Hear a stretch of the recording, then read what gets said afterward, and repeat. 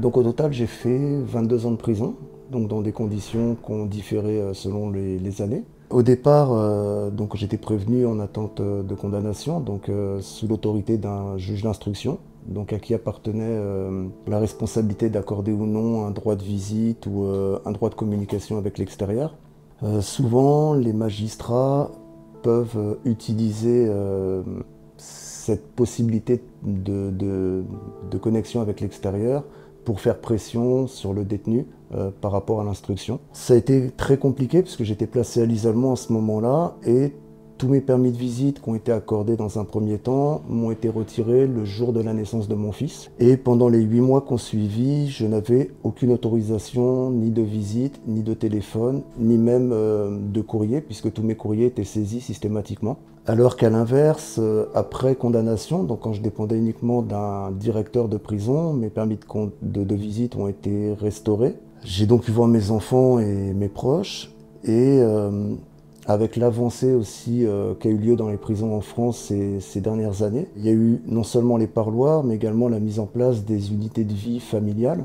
Donc les choses, en tout cas, diffèrent vraiment entre le moment où on est prévenu, le moment où on est condamné, et également en fonction de la structure dans laquelle on se trouve. Durant mes 22 ans de prison, j'ai été changé régulièrement de prison. J'ai fait au total 23 prisons en France, donc certaines qui étaient à proximité.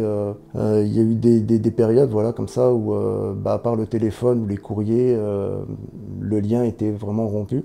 En fonction des établissements où on se trouve et de l'évolution en tout cas de notre situation pénale, les relations avec l'extérieur peuvent varier. À l'époque, j'étais en Bretagne, donc vraiment à proximité de chez moi. J'étais en train d'attendre la fin de mes jugements. Une fois que j'étais condamné, j'avais demandé à être maintenu dans la prison dans laquelle j'étais pour le maintien justement des liens familiaux. L'administration pénitentiaire a décidé de m'envoyer à la centrale de Poissy, donc en région parisienne, à peu près 600 km de chez moi. Donc ce qui a complètement mis fin à la relation que j'avais commencé à construire avec mes enfants et au rythme de visite qu'on avait réussi en tout cas à mettre en place. Donc effectivement ça peut varier en fonction de l'établissement où on se trouve. J'ai eu des permis de visite donc avec mes enfants, j'ai 2 enfants, une grande fille et un petit garçon. Concernant ma fille, les choses ont été assez simples puisque j'ai pu la voir assez régulièrement.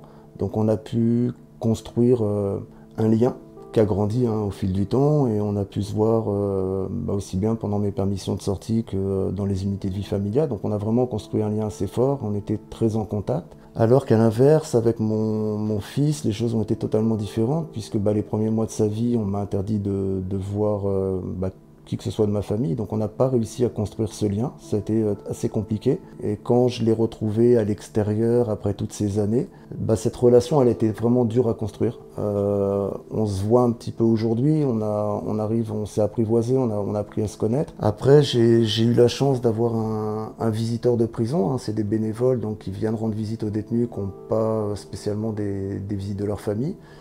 Qui a fait vraiment le lien entre moi, mes enfants et le reste de ma famille. Il est venu me chercher plusieurs fois à la sortie de la prison pour m'emmener jusqu'à ma famille pendant mes permissions de sortie. Et à l'inverse, il a également été chercher ma famille pour qu'ils puissent me rejoindre à l'occasion de ces permissions. Donc c'est vraiment une aide très importante que j'ai reçue. Donc concernant le visiteur de prison que je voyais, donc ils font partie d'une association des visiteurs de personnes sous main de justice. Donc c'est vraiment des personnes qui sont à la retraite généralement, qui sont totalement bénévoles, qui viennent de leur plein gré pour apporter un soutien, une écoute et un dialogue.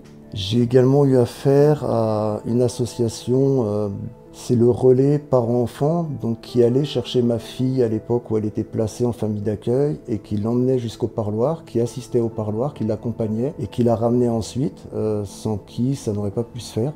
Donc ça a vraiment contribué en tout cas à ce qu'avec ma fille on puisse construire ce lien et se voir assez régulièrement. Quand mes enfants venaient me voir en prison, alors en fonction de leur âge, puisque mon garçon lui était vraiment tout jeune, sa maman lui disait que je travaillais dans cet endroit-là. Je ne suis même pas certain qu'elle ait employé le mot prison. Donc lui, il pensait vraiment venir me voir sur mon lieu de travail. Je sais pas trop comment il l'a vécu parce qu'il m'a jamais vraiment posé de questions, en tout cas par rapport à ça. La difficulté, c'était surtout quand il y avait la fin de parloir, qu'il devait repartir et qu'il avait juste pas du tout envie de s'en aller. Donc c'était souvent en pleurs. Avec ma fille, c'était différent parce que quand elle venait, elle était quand même plus âgée, elle connaissait la réalité puisque j'en avais parlé.